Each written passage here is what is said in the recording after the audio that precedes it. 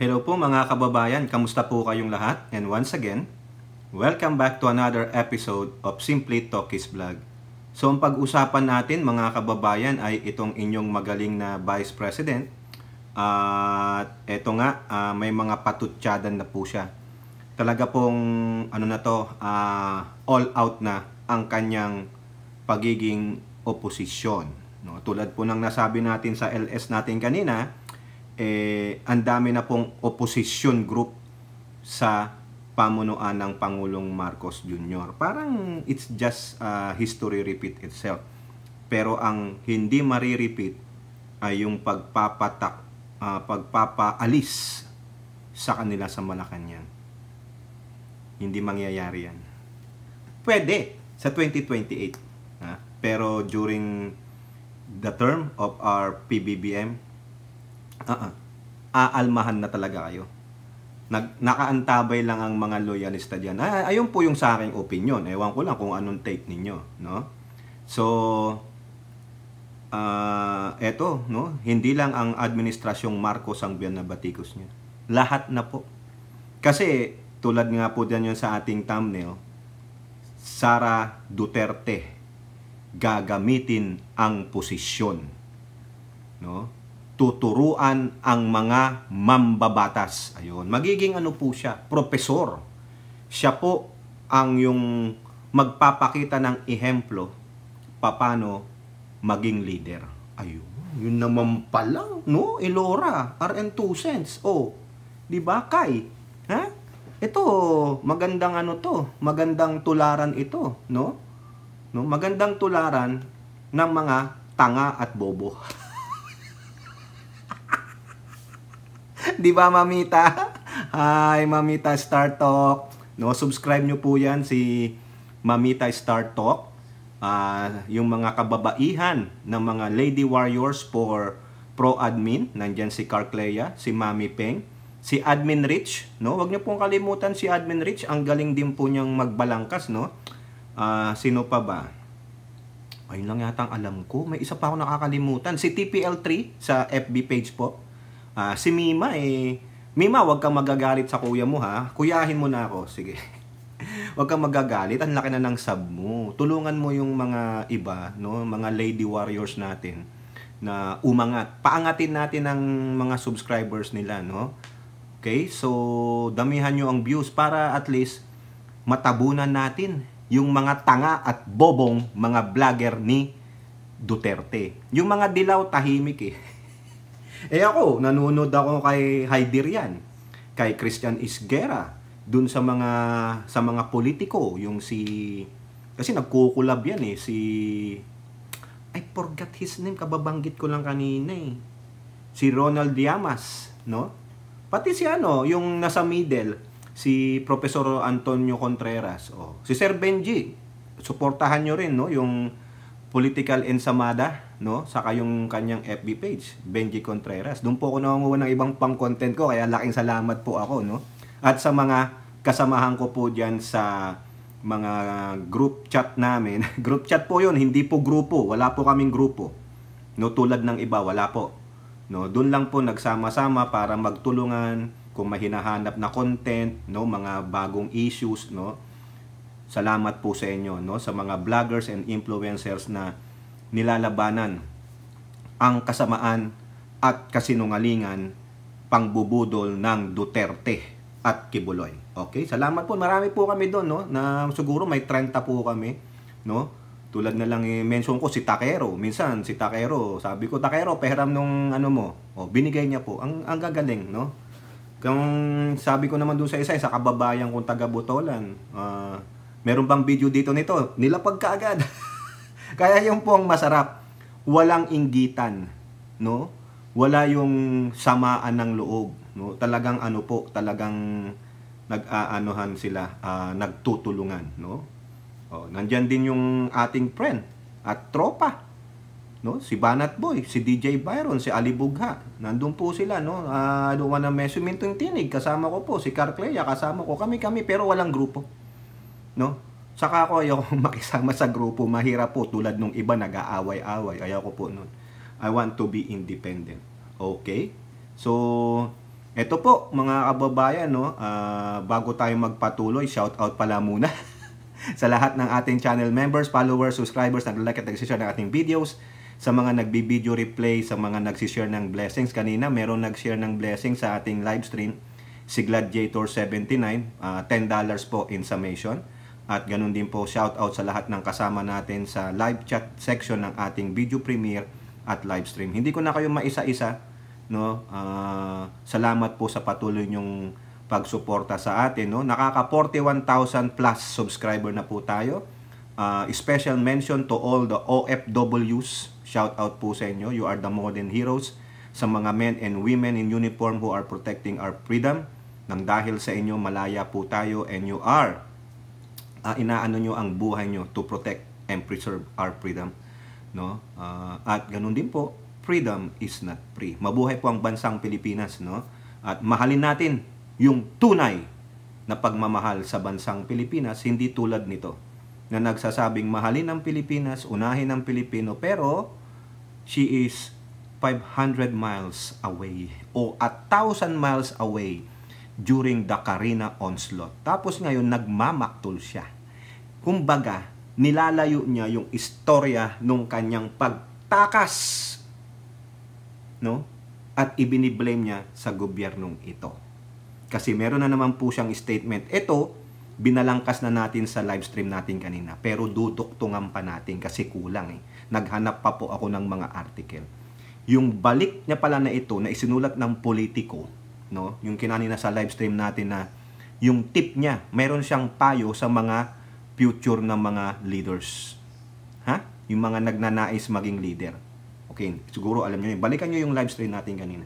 Yung palang balik niya na yun ay patama sa isang senador. Okay? So, eto po kasi yan. Kasi, nung nabasa ni SP Escudero yung kanyang 3-page open letter, itong si Tamilmin, nagbigay po ng pahayag itong si SP sa ulat po ng GMA News Online. Escudero, amid Sara's criticism, help address problems instead of pointing fingers. Correct. Diyan po siya magaling eh. No? I-address mo na lang ang problema. Ano bang dapat mo nga address? Unang-una, magpaliwanag ka ng maigi. Huwag kang magsinungaling. Ano ang totoong rason? Bakit ka pumunta ng Germany during the onslaught of Karina in Luzon? Wala eh. Diba? Ano ang ginawa niya? Inuna niya si Marbil. Followed by that 3-page letter. Akala niya, mawawala yung attention sa kanya pag binira niya si Marbil. Hindi eh. Hindi. You are just, parang tinatalupan mo lang yung malaking bulok, ha? Ng isa pang bulok. Ano nangyari? Eh di talagang bulok, nangangangoy na, nangangaliwasaw. Lumabas talaga ang totoong baho, mabaho pa sa imburnal, mabaho pa sa burak, sa suwer. Ano, amoy? Eh pag binuksan mo yung kalansay, yung kabaong na punong-puno ng kalansay, ano ang mas mabaho doon? Ano ang mas foul odor doon?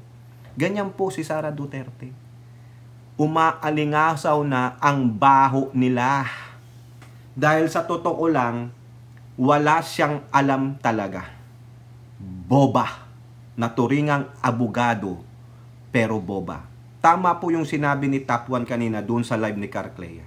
Nandun po ako, after nung live ko, pumunta ako kay Carclea to support her. Nakita ko si Boss Top 1. No? Sabi niya, itong si Sara, huminto ang pag-aaral. Matalino sana eh. Abogado eh. Nakapasa eh. After na makapasa, she stopped studying. Di ba nga tama naman yung adage na, yung idiom na, life is a continuous study o learning.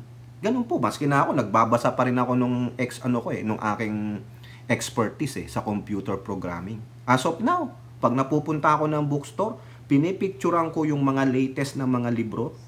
Titignan ko yung copyright niyan. Sa libro, mahalata nyo kung latest o yung recent writing niyan. Kung ang copyright niyan saka yung book issue, halimbawa 2023, pwede pa kasi 1 year lang naman. Yun ang hinahanap ko, latest. Ayokong kukunin na yung 2000, 2001, even though it's less value. Kasi wala na yun eh. Outdated na yun sa computer industry. Every 6 months may nagbabago eh. Kaya ako, lagi kong tinitingnan yan. No? Punta ako ng bookstore o sa Amazon, titingnan ko muna yung copyright kung kailan siya sinulat. Kailan siya yung talagang effective. Yun po yun. Pero si Sarah, tama si Boss Top 1. She stopped learning. Mukhang naging tamad. Tinamad. O hanggang ngayon, tignan mo, hindi nahasa. Hindi nga nag-practice ng abogasya eh. Di ba? Wala sa kanyang curriculum eh. Parang yung resume niya, kulang na kulang. Di ba nga? Life is a continuous study or learning. Ano nalalearn niya? Kamalditahan. Pagiging selfish. Pagiging dramatic. Eh di mag-artista ka na lang. Mag-ano ka na. Whether we impeach or resign as VP. Di ba? May punto si Escudero. Imbis na mang-blame ka ng iba, mag-point ka ng finger sa iba, manisi ka. Tignan mo, yung po siya, Tokis, iyon siya, ilan na nakaturo sa kanya? 2. Ilan na nakaturo sa iyo? 3. O sinong mas guilty? E di ikaw na nagtuturo. Tama, mali. Kung pilosopuhan lang, di ba? Ikaw ang may sala, ikaw ang may sala. Tingnan nyo. Ilora, tingnan mo to. Ilan na nakaturo sa iyo, Ilora? 2. Kay, ilan na nakaturo sa iyo? Ilan na nakaturo sa akin? 3. Maski naputol pa daliri mo, 3 pa rin yan. O ikaw kaya, mag-ingat ka, wag mong papakain sa shark yung daliri mo. Wag ito, kasi baka mamay may mag-propose sa'yo, wala ka ng ring finger. Si Kai na naman Hindi, love na love natin yan si Kai, no? Yung bang yung ating, wala kasi akong kapatid na yung batang babae, lahat kami, the rest, lalaki na. Panganay namin babae, wala na. The rest, lalaki na, wala na. Yan, tatanda na namin. The youngest is 46. The youngest is 46. Single na single yung kapatid ko. No? Ay. Okay, nabanggit lang Instead of pointing fingers, correct naman si Escudero. Ano ba ang sabi nyo dito? Ha? Escudero made the remark after Duterte, si Tamilmil, the government's second highest official, issued a lengthy statement on Thursday hitting the administration, including the House of Representatives, for its supposed lack of action to address issues in health, security, infrastructure, and foreign interference. Quote, the Vice President, like every Filipino, has the right to point out the problems. Correct, tama naman. Karapatan niya yun.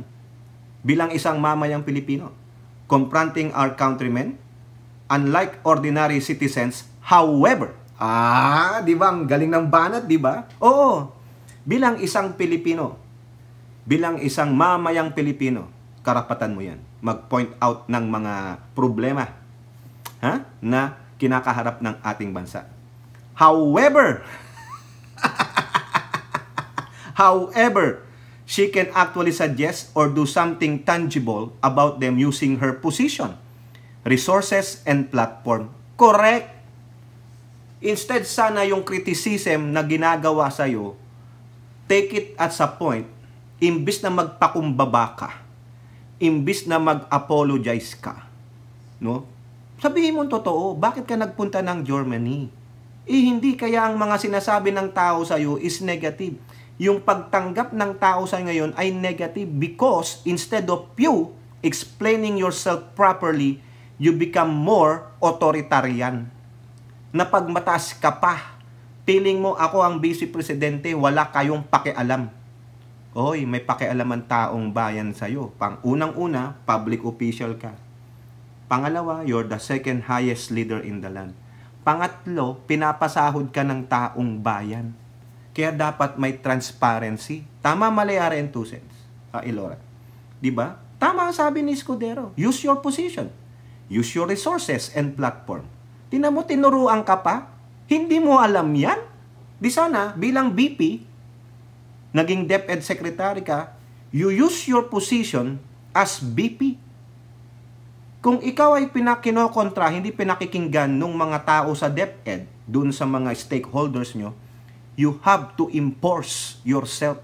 Ako ang sekretarya dito. Aside from that, I am the VP. I know what's going on. I know what is the solution for this. So it be may kung mag-revolt kayo, patanggal nyo ako. Pero I will insist what is best for this department. This is what I see, the best method to improve this department. Hindi eh. Diba? Sa next yun, sa DepEd, tingnan ninyo. Meron din siyang sinabi doon. Meron siyang sinabi doon yung talagang nakitaan, yung kahinaan niya. Yung sinasabing ang galing-galing niyang mayor ng Davao, kwento lang yun. Actually, probably, siguro magaling siya kasi Davao City lang. Hawak nila ang Davao City. People are living in fear because of their authoritarian leadership. Pero pagdating sa national, bokya. Diba? Kasi played by politics and she doesn't know how to play politics. Ang alam niya, what she wants, what she gets. No? Yung mga hahad lang sa gusto ko, ayun, ipipersonal ko. Hindi. Hindi ka marunong makipolitics. No, hindi ganun. Tandaan mo, pumasok ka dyan sa politika, you have to play.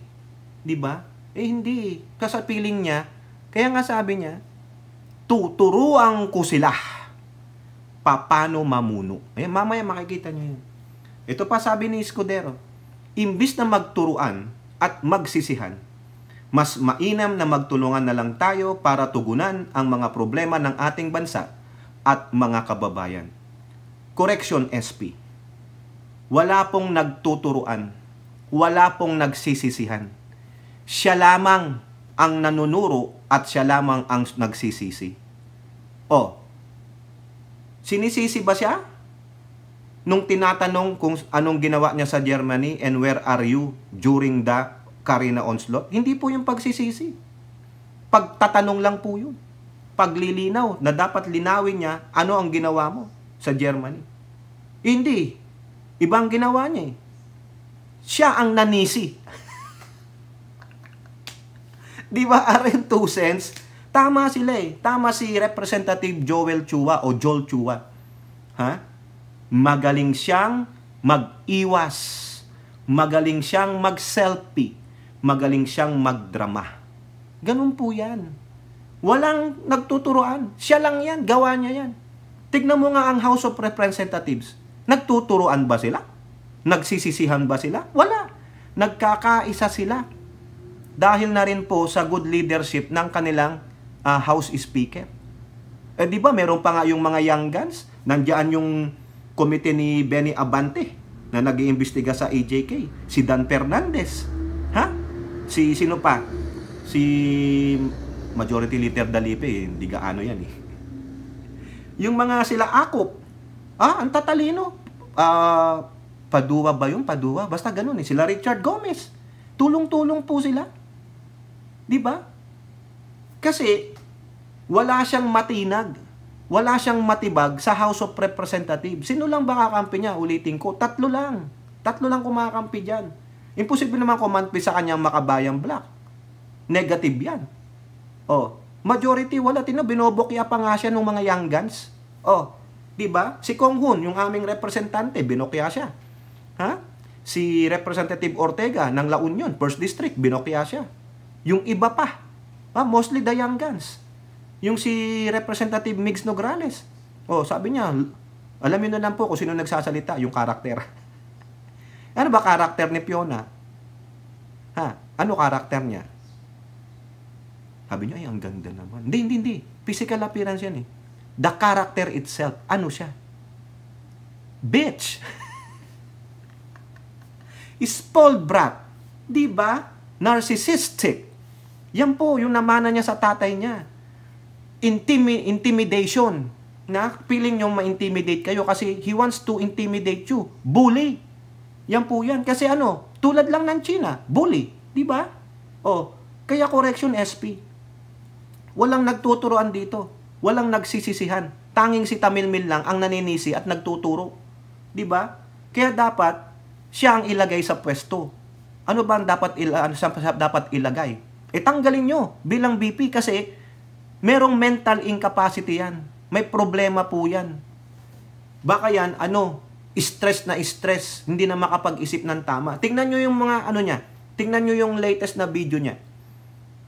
Yung sa isang video natin, panoorin nyo, yung 1 minute. Look at her. She cannot even answer the question straight forward. Lalala ng utak niya, lutang. Kaya nga mas lutang pa siya kay Lenny. Di ba? Oh, kaya itong hirap eh. Hindi po naninisi ang ating HOR. Walang nagsisisi sa kanya. Tinatanong lang siya. Pero iba ang binanat niya. Dinivert niya yung katanungan. Iba po. Ito pa sabi ni Escudero. While the Senate President noted that Duterte's statement should not be surprising due to her resignation from President Bongbong cabinet, Escudero said her critique of the absence of flood master plan was perplexing. Oh, nakakalito. Perplex Nakakabigla. 'Di ba? Given that her father, Rodrigo Duterte, served as the country's president before the current administration. O, 'di ba? Sinasabi niya nga doon sa 3-page letter niya na wala palang master plan ang gobyernong ito tungkol sa flood. It's perplexing. Bakit? Yung tatay mo namuno ng 6 years, naganap ba yung master plan niya? Kasi sinasabi ni Tamilmil, mamaya mababasa natin, na yung tatay niya daw, meron daw master plan. Ibinunyag daw yun nung 2020. 2023, master plan. Ang ina naman, Diba? Sabi ni Escudero, what is perplexing is her questioning the absence of a flood master plan for 2 years into the administration of PBBM. After the previous administration had 6 years to develop one, but was unable to do so. Kita nyo? Sa Tagalog, ang nakakapagtaka, ang nakakalito ay kini-question niya, tinatanong niya, ang walang absence, walang flood master plans sa 2 years na pamamahala ng Pangulong Marcos. Pero ang tatay niya, sa loob ng 6 na taon, walang ring nagawa. Biruin mo, 2 years lang ang Pangulo, sisisihin mo sa flood master control? Bakit hindi mo usisahan yung tatay mo? Bakit hindi niya nagawa yung kanyang master plan? Bakit sa loob ng 11,340 na flood control, hindi rin nag-effective? Tapos tinutuya nyo yung 5,500 na sinasabi ng Pangulo sa SONA. Unahin din natin, kabilang dun sa 11,340 yan Di ba? Di ba selective? Para lang makatira. Tama si Escudero dito. Huwag mong sisihin ang Pangulo. Di ba Escudero, sinong naninisi? Sila. At the get-go, sila. Kasi gusto nilang pabagsakin ang Marcos administration. Gusto nilang magtanim lalo ng mga negatibong naratiba, mga negatibong issue para po tuluyang bumagsak ang Marcos administration at siya ang umupo. Kasi sabi niya, I will use my position to do, para turuan kayo paano mag-command. Wow! Tuturuan kayo paano umiska po kung may natural disaster. At paano nyo i-appoint ang mga sarili ninyo? Di ba? I'm appointing myself as the leader of this. I am appointing myself as the leader of this group. I am appointing myself as a designated survivor. I'm appointing myself as the son of God. Di ba? Pagpapatuloy ni Escudero. Escudero added, matagal ng problema ang pagbabaha sa bansa. Kung meron kasing nagawa na simulan man lang pa noon pa, di meron na po sana tayong napapatupad ngayon. Sapul si Tamilmil. Malamang, dito sa mga sinabi ni Escudero, binalikan niya si Escudero. Mamaya sasabihin ko sa inyo. We have other problems, but the focus of the Senate is to address them and not just point. Mamaya, sino ang tagapagtanggol ni designated takas? Okay? Ayan. Ito nasabi ko na sa inyo Si Aquilino Pimentel, si Coco, sabi niya, ba't hindi ka na lang magbigay ng kontrasona? Si Ejercito naman, disappointed. Di ba? Ngayon, Eto pa, may isa pang mambabatas dyan pero sa lower house. Binanatan din si Tamilmil dun sa statement niya. Ano ang sabi ni Representative Ace Barbers? Ha? Magpakita ka ng pruweba. Ayan po sabi Meanwhile, Surigao del Norte Representative Ace Barbers said Duterte should show proof to support her statements.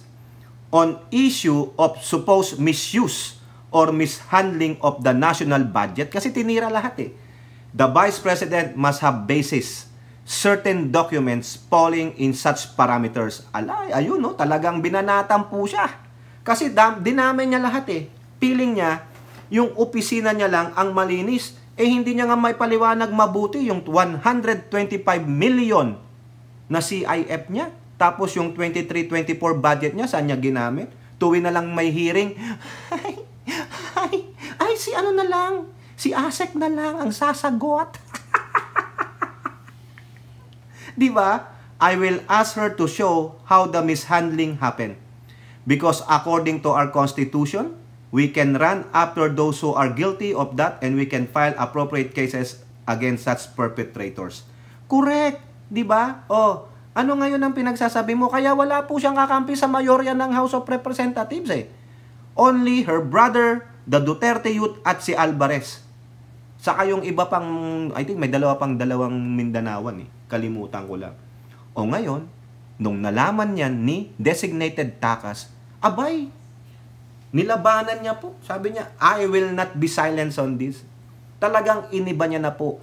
Talagang dinivert niya na. Hindi niya na ipapaliwanag yung pagtakas niya sa Germany. Bahala kayo sa buhay niyo. Di ba? Laking gastos ng gobyerno doon, mga kababayan. Kasi kung may kasama pala siyang mga security group niya, yung guard niya, napanood ko po Yung pala, ang bayaran doon sa mga yun ang bayad sa mga yan ay doble.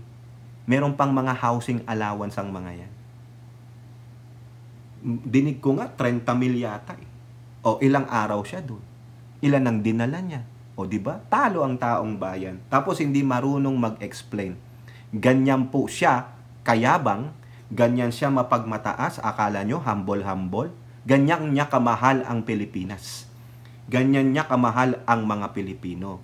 Pero, sa salita lang yun. Sabi nyo, sa ganda ng mukha lang yan. Kaya mag-ingat kayo. Hindi lahat ng maganda, maganda.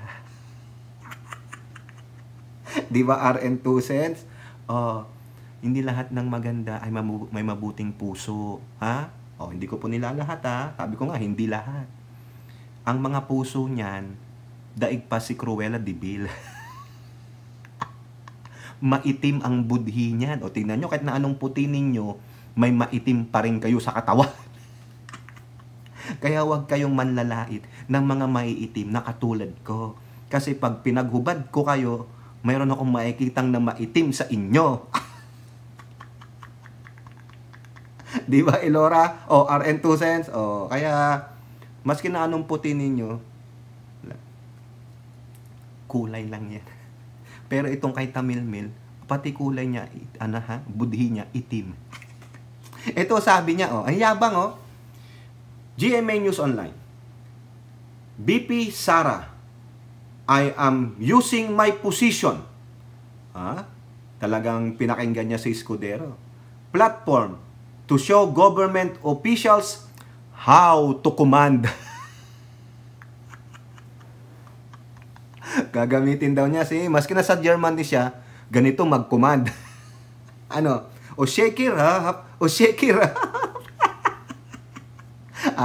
nagmayabang, how to command daw, how to command, Ito sabi niya, kasi binanatan niya si Escudero dun sa sinabi ni Escudero.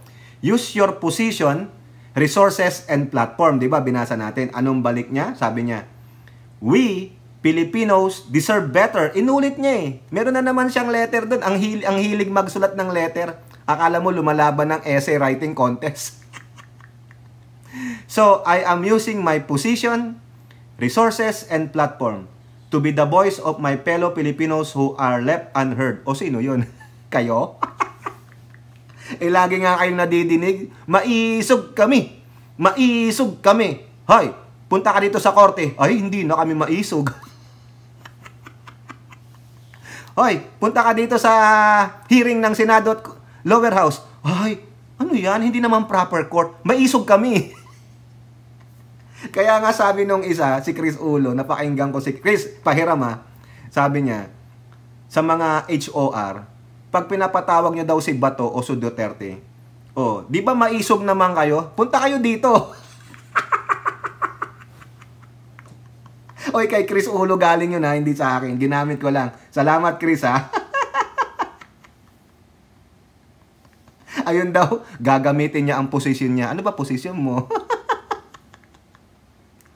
Anong favorite mong posisyon? Ha? BP o DND?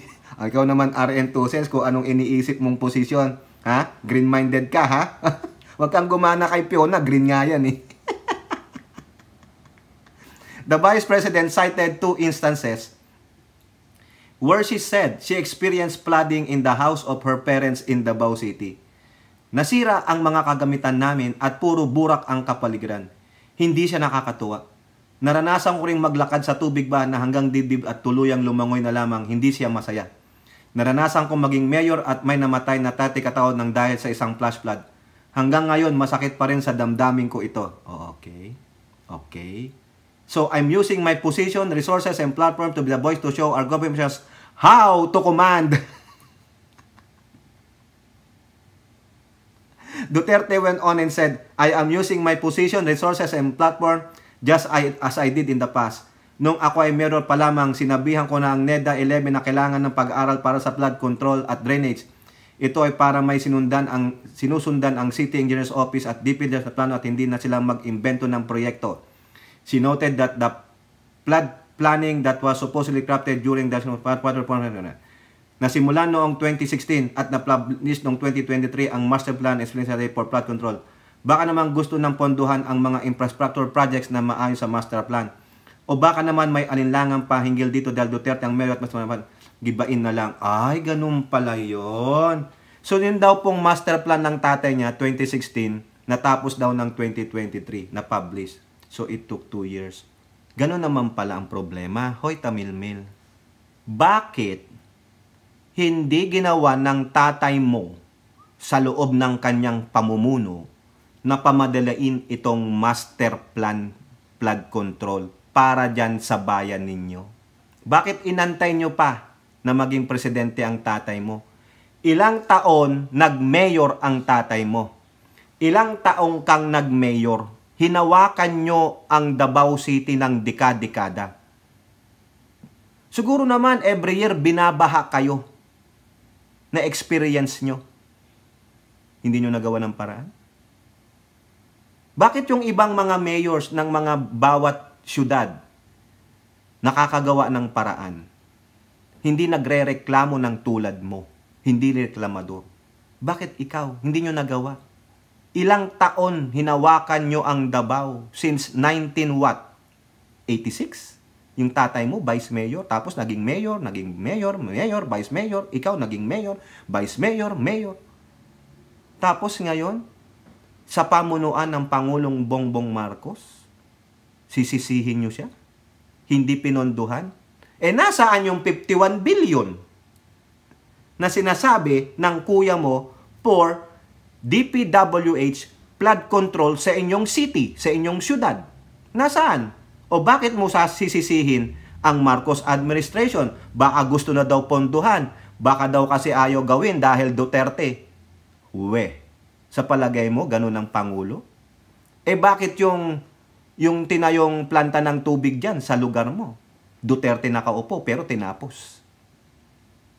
Tanungin mo saan pinunta yung 51 billion ng kapatid mo, ng kuya mo. Yung sabi nyo sa DPWH yun eh. O ano nangyari? Bakit hindi sinimulan? Di ba?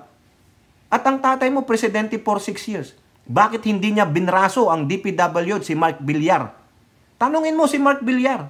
Bakit it took 7 years? Nasa kapangyarihan ng tatay mo, di ba mahilig mangbraso ang tatay mo? Bakit mo sisisihin ang administrasyong ito ng Marcos? Kasalanan nyo yan. Di ba? Ikaw ang madaling magturo, magaling mag-deflect ng kasalanan. Walang kasalanan ng Duterte. Ang may kasalanan ay ibang tao, wag nyo kaming sisihin. Really? Ganon? Ganon ang pinapakita nyo sa inyong nasasakupang Davao City? Dapat nga ma-fed up na ang Davao, mga Davaoenyo sa inyo yung lugar ninyo Sa tagal ninyong hinawakan, sa dami ng pondong inilagak sa kapatid mo, sa mga pondong nakuha nyo nung kayo ay mayor, vice mayor, di ba? Pinagharian nyo ang Davao City. Tapos nag-iingay ka dahil binabaha kayo. Pero ang sisi, hindi sa inyo. Kayo ang unang may kakulangan. Ikaw bilang mayor. Wala kang follow through. Hindi ka ng braso. Panahon ng tatay mo, dapat ng braso ka na. Hindi.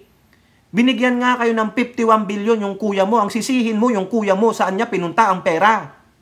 Putang ina naman. Tapos nandiyan ka sa gobyerno, bakit hindi mo kausapin ng Pangulo? Pangulo, kailangan na natin to. Mag-suggest ka, i-implement mo na, sabihan mo na yung DPWH. Di ba? Si Bunuan, i-implement nyo na ito, mahalaga ito, ponduhan mo na. Kung ganun ang ginawa mo, nakipagtulungan ka, hindi Di ba? Tapos sisisihin mo ang gobyernong ito sa pagdalawang ulit na pagbaha, nabaha ang tatay mo. Kami nga laging binabaha noon Galiig pa nga sa'yo lang gadibdib kami nga galiig, na ganun na nga kami Pero hindi kami nagreklamo. Di ba? We move on. Hinayaan namin yung mga leader namin. Ikaw leader ka. Anong ginawa mo? Hindi ka nag-follow through. Hindi mo kinulit ang tatay mo nung mayor ka. May 6 years ka. Ito na. Pamadaliin mo na tong master plan kasi nabuo ng 2016. Bakit itinengga? Di ba? Nasa kapangyarihan ng tatay mo bilang presidente. Bakit niya tinengga? Tapos sisihin nyo ang Marcos administration. Gago pala kayo. Di ba? Antindi, mga kababayan, Nakakahiya naman kayo.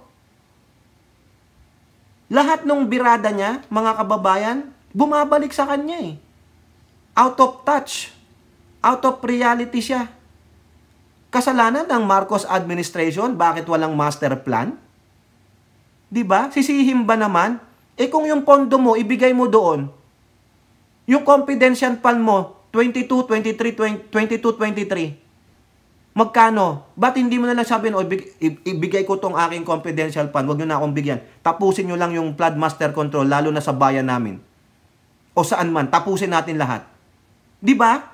Tama, mali. Tapos sisisihin mo, tapos ngayon nanghihingi ka ng 2.037 billion. Sabihin nyo, ang sabi ng DBM, nanghihingi siya ng 2.037 billion, that is 8% increase. 8% increase yan. 1.6 million. Yung 1.6 million, i-deduct nyo sa 2.037 billion, ayun yung pondo niya noong 2024. Billion pa rin. Di sana, kumuha ka lang sa opisina mo na OBP, nang sabi mo, give me just 1 billion. The rest, ibigay nyo sa flood control. Tama? Lead by example. Sabihin mo sa mga cabinet secretaries. Di ba? Para matapos na itong problema natin sa pagbaha. Tapos, ponduhan na natin itong master flood control, ibigay sa DPWH. Pag hindi nagawa ng DPWH, sila ang sisihin natin, kasuhan natin. Saan napunta ang pera? Wala Walang ganong leadership. Walang ganoong parang ikaw nang mag-take initiative. Kasi ikaw ang BP. Diba? Kung hindi nakita ng Pangulong Marcos yun, dapat ikaw na nang nag-initiative. Pangulo, itong suggestion ko. Don't give me too much budget. Ganun din, kausapin natin. Maybe I can take out 2% of their budget, ilagay natin dito sa flood master control. Ilagay natin sa DPWH. Ponduhan natin. Para taon-taon binabaha tayo. Wala tayong master plan control. Di ba? Meron na palang master plan control noong 2023. I-reviewin na natin yun. Kung effective ba ngayon iyon, kung naaayon pa sa climate change. Di ba? Di ang gandang suggestion, hindi yung naninisi ka na lang. Di ba? Pambihira, tapos ito pang banat niya. Ito, yung sinasabi ko kanina sa LS ko. Aside from that, na sinisisi niya ang gobyernong ito dahil hindi daw pinondohan. Hindi ginawa. Kasi tapos na daw noong 2023. Kasalanan ng Pangulong Marcos. Di ba? Kasalanan ng Pangulong Marcos, hindi kasalanan ng Duterte. Malinis ang Duterte. O, dinek-nek ninyo sa politiko. Ito, naano na natin to, pero ito yung banat niya kay Hontiveros. Sorry, hindi pala. Kay Escudero. Sara Duterte's leadership tips. Don't be motivated by cash, cocaine, or champagne. O, ayan. Yan ang banat niya. Ha? Yung cash, huwag kayong masilaw sa pera. Gago ka pala. Ikaw nga, nanghihingi ng 2.037 billion. Tapos yung previous year, nanghihingi ka ng CIF. O, di ba? Back at you, bitch. Di ba? See you next Tuesday, bitch. Di ba? O, yung cocaine. Ha? Yung cocaine. Nakita mo? Nasaksihan mo? Sinong mga government officials ang chumochongki nakita mo? You have seen that in your two eyes. Di ba? Baka napanood mo lang yung video na deepfake pa eh. O di ba? You are nangungopya ka lang ng konteksto kay dito, yung professional liar na jukebox queen. Saka kay Harry Roque, debunk na deepfake. O, nagtumba balentong na nga si Roque. Sinabi niyang authenticated at ikaw yun. Junior, sabi niya. Tapos nung sinabi ng FBI at police na deepfake, biglang bumaliktad. Hindi daw niya sinabi. Gago. O, tama, mali. Wala kayong pruweba na nagko-cocaine ang Pangulong Marcos. Paulit-ulit lang kayo pero wala ka. Ikaw sanang magandang halimbawa. Sana kung nakita mong chumochongki ang first couple, binidyohan mo, pinicturan mo para latest. Hindi yung tulad ng deepfake na ginawa nila. Nanguha pa kayo ng isang haliparot na wala namang kredibilidad. Ganon eh. Di sino siya? Haliparot din, sinungaling. Di ba? Ito yung huling-huli. Yung sinasabi niyang champagne. Kasi, yung champagne na yan, ayan po yan Yan yung event na yan, hindi ko lang maalala kanina. Ha? Nung sinulat ito nung June 13 ng Inquirer, First Lady Lisa Marcos sips from Escudero's wine glass at Bin de Honor. Yan. Yan po itong Bin de Honor. Isang event po ito every year. Ha? During Independence Day natin, June 12, iniimbitahan po yung mga ambassadors, yung mga dignitaries, foreign dignitaries and national leaders sa Malacanang to further strengthen our ties and relationship. Siyempre, anong iinumin nila? Champagne. Champagne. Instead na, Jimbulag. Red Horse. Ganon. Nang napili, every year yan, hindi mo ba alam yan? Kasi hindi ka imbitado. No? You are, anti-social ka Yun po yan Anti-social siya. Kaya nga may problema siya. Kaya dapat, ipa-psychologist yan, ipa-mental yan. Diba? Yan ang kinaaasar niya, mga kababayan. Ito, tignan ninyo to. Pakita ko lang sa inyo, ha? Ayan, itong picture ni President Obama dati. Ha? Yan. Sabi dito, Obama toasts Nordic leaders at a White House state dinner early this year. May nagtotoast sila, champagne. Ha? Ano pa, mga kababayan? Ito, now you know, sa Time Magazine, what happens if the president get drunk? Ayan. Si Nixon, si President Nixon at Soviet leader Leonid Brezhnev, uminom sila ng champagne. Dahil nagkasundo sila to celebrate. Di ba? Kayo, pang nag-graduate ang mga anak ninyo, di ba? Nag-ano sila ng champagne, yung mga matatanda na. Pag nanalo kayo sa sports, nag-champion kayo sa basketball o whatever sports, di ba, bumubuhos ng champagne? Mga leader din yan. Kasi example sila, mga athlete star sila. Di ba? Anti-social siya Tapos ang gusto niya, ganun. Ang gusto niya, sa pagiging anti-social niya, dapat maging anti-social din tayo. Gaga. Di ba? Meron pa nga ako nakita dito, drinking habits of 20 world leaders. Si Churchill nga, si Winston Churchill. Sabi dyan, sa The Drink Business, Churchill drank 2 bottles of champagne a day. Leader yan. Di ba? Tanga-tanga talaga. Animal, ang gusto niya, hindi kasi ako umiinom ng ganun. Huwag din kayong inom ng ganun, ha? Ano ka, diktador? Kaya nga meron tayong privileges and freedom. May free will tayo, gago. Diba? Tanga-tanga talaga tong BP ninyo. Talagang sunga Dapat talaga ma-impeach ito. Dahil she doesn't really know what she's talking about. out of touch, out of reality. Tanga-tanga, ang bobo. Budol talaga mga kababayan. Malaking budol po itong babae na ito. 'Di ba? Nakakahiya. Naging VP, piling oposisyon, leader ng oposisyon. Yan ba yung leader ninyo na mausig na oposisyon? Ang tatanga ninyo. Kaya no wonder tanga kayo. 'Di ba? Hindi lang kayo mga tanga, mga bobo pa kayo. Kayo nag-aaway. Dahil ang totoo, ang gusto nyo lang ay kumuha ng maliit na pay na pera ng mga Duterte at ni Kibuloy.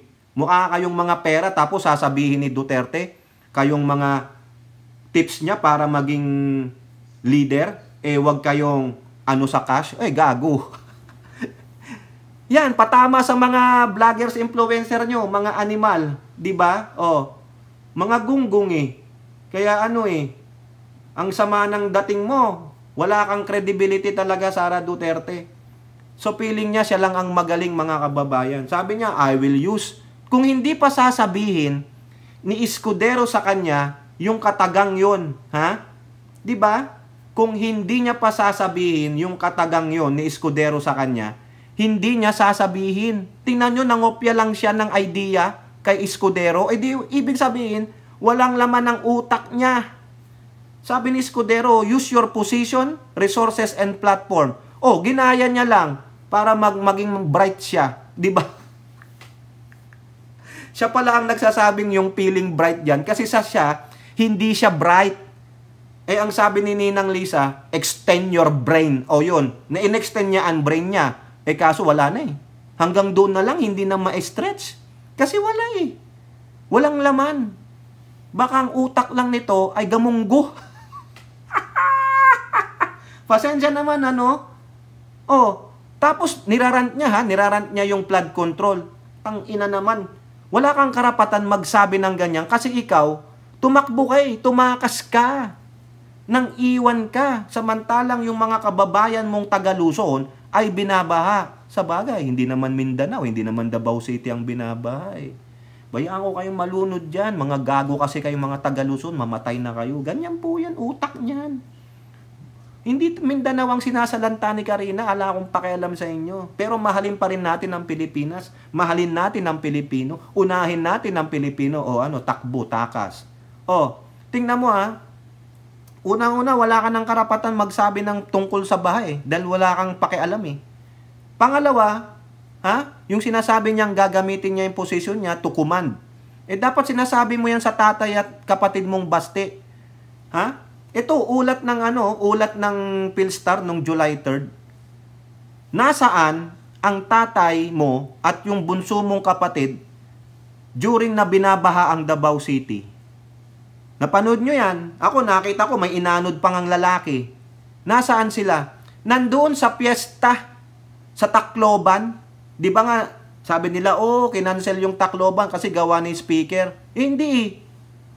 May nagpiyesta sa Tacloban, pumunta sila, pero nagmaisog rally pa rin sila doon. Habang binabaha, yung kanilang Davao City, itong mag-amang kupal na ito, tumakas din. Mas inuna pa yung piyesta. Kita mo? Pare-pareho sila. Pare-pareho silang tumatakas. Diba? Siyempre, yan ang genes ni Duterte. Akala mo matapang, akala mo maisog daw sila. Yung pala, mga takas. Ang sabi na nga lang dito ng DILG, DILG, basta won't be asked to explain absence. Kasi nga, habang binabagyo, binabaha, baka nalunod na nga yung mama na yon, siya naman, sa maisog, sinisira ang gobyernong ito. Nakita nyo? Ang layo nila sa Davao City.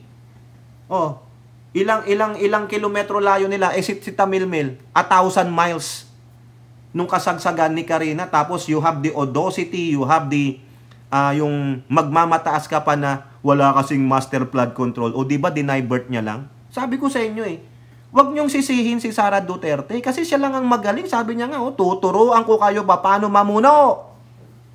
Di ba?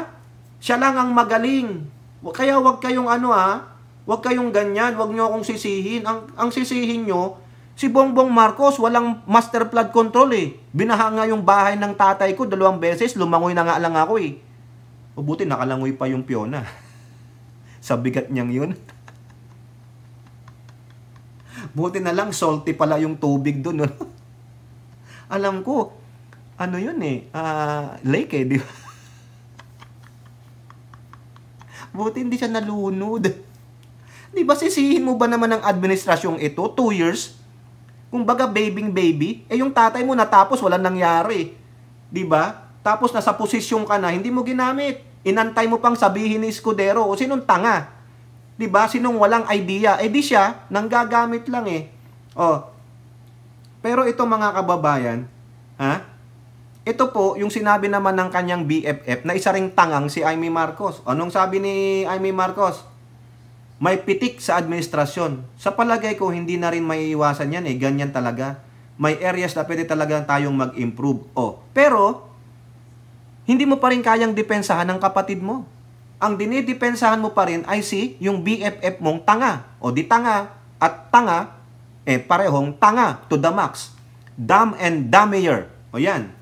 Diba? Tingnan nyo, Senator Marcos agree with Duterte's remarks on the problem of flooding in the country and reiterated the programs to mitigate it were allocated with funds every year but the problem still persists. Oh, bakit hindi ka nagreklamo nung panahon ni Duterte? Binabaha rin naman ang bansa nung panahon ni Duterte. Ganun din naman. Laging mataas ang baha, konting ulan lang, baha na. Pero pagdating sa pamumuno ng kapatid mo, sisi sa kapatid mo, dahil kayang-kaya mong sisihin ng kapatid mo, no? Bahil tamilmil ka pagdating kay Duterte, ano? Nilaplap ka ba ni Duterte?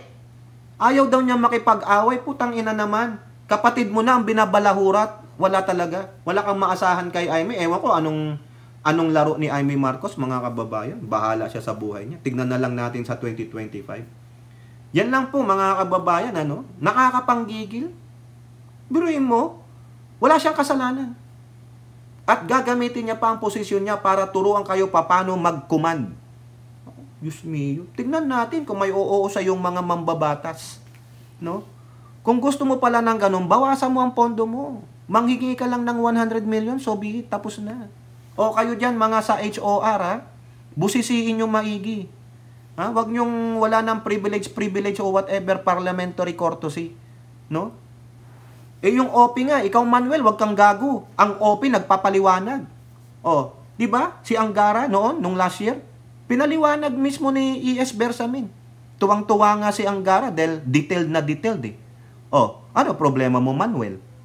Ang busisiin mo si Tamilmil, si Fiona, si Sara Takas dahil hindi marunong magpaliwanag ang gago. Oh.